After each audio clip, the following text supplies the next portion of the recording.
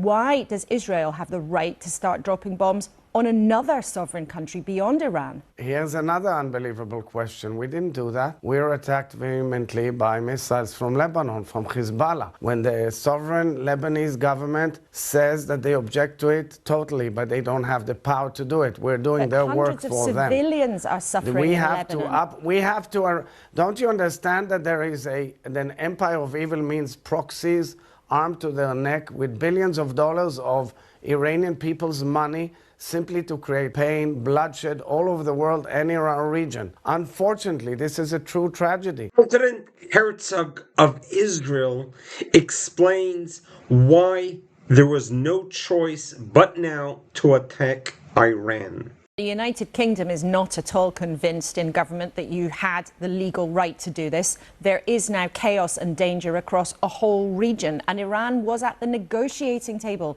when you began this attack. How can you justify that? You know, there's these questions that I get repeatedly from British press, mostly, about the legality of the action. It's quite amazing when you think about the fact that Iran did not adhere to any rule of international law. And your own Prime Minister mentioned that in the last year only, there were way above 10 events or 20 events for which are suspected as terror attacks of Iran in Britain. You ask yourself why? Why do they have to attack Britain in the last year only? They've done that all over the world with their empire of evil, with their proxies, violating every rule of law, and just 2 months ago killing about 50,000 of their own citizens just like that.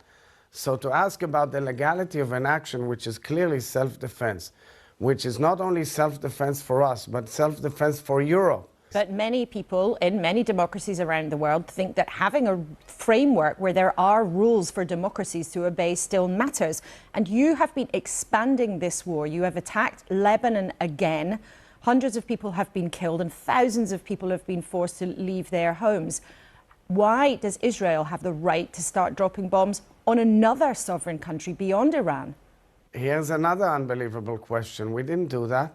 We were attacked vehemently by missiles from Lebanon, from Hezbollah, when the sovereign Lebanese government says that they object to it totally, but they don't have the power to do it. We're doing their work for them. Hundreds of civilians are suffering in Lebanon. Don't you understand that there is an empire of evil means proxies armed to their neck with billions of dollars of Iranian people's money simply to create havoc, terror, pain, bloodshed all over the world and in our region. Unfortunately, this is a true tragedy. There was an agreement signed with Lebanon, a ceasefire with Hezbollah just a year ago. Okay, and they violated it. All of a sudden, of course, under the instruction of the Iranians, of course, they sent dozens of missiles on Israel, and they keep on doing it on the hour, every hour, all the time towards our northern border and the rest of the country. President Herzog, God bless your soul, that you have to justify and explain to the world why it was necessary to bring an end to the terror acts of this terrorist regime. Have we lost our mind? Have we forgotten? Have we not realized how the world has been terrorized, not only in the Middle East, but in Britain itself? As you mentioned, there were 10 attacks by Muslims.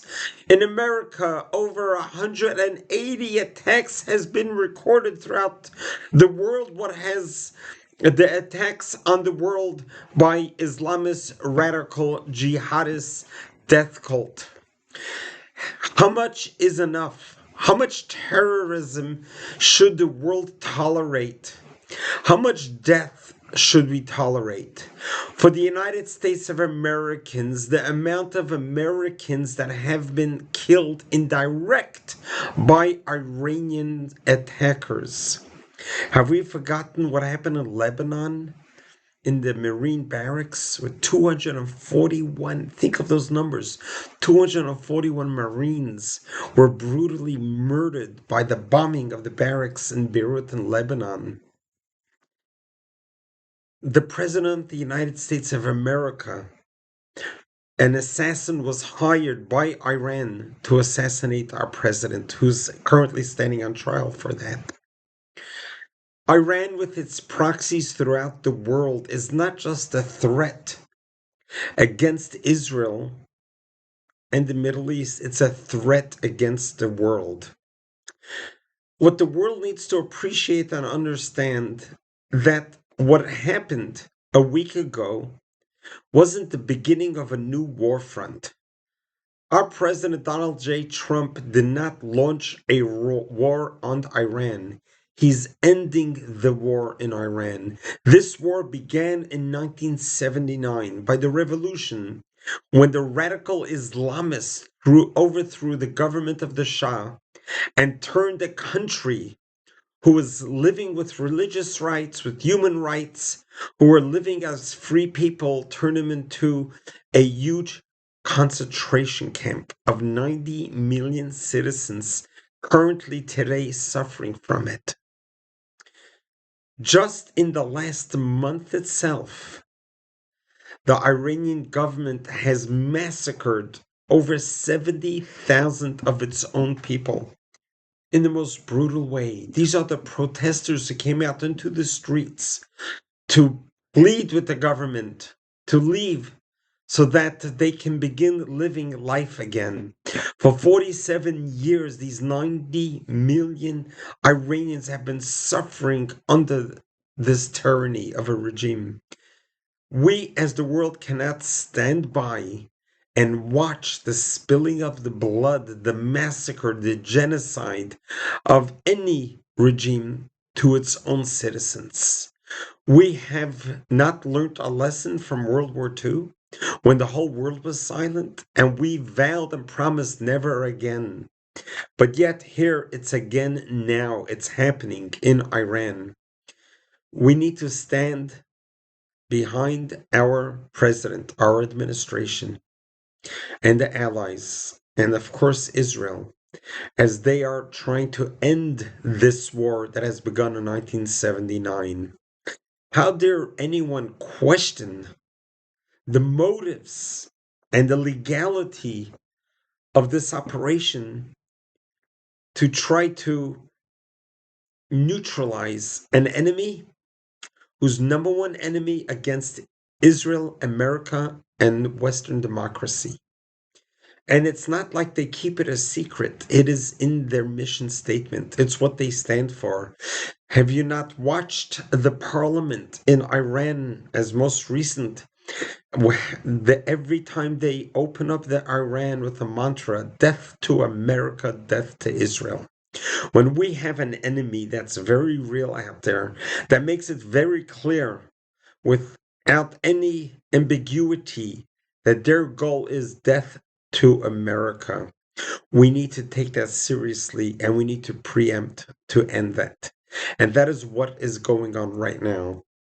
We're living in the best of times. God has blessed us to live in the most prosperous generation.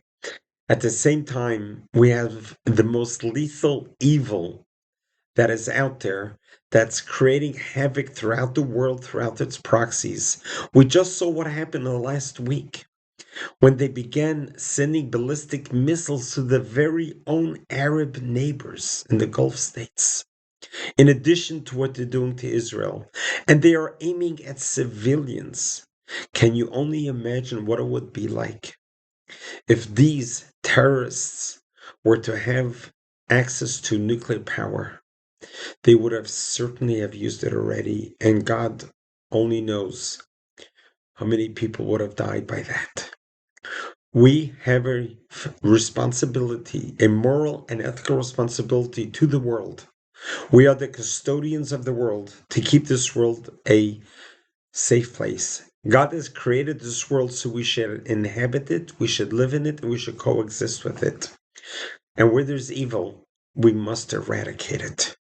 So may God bless the United States of America. God bless all the soldiers that are fighting this war.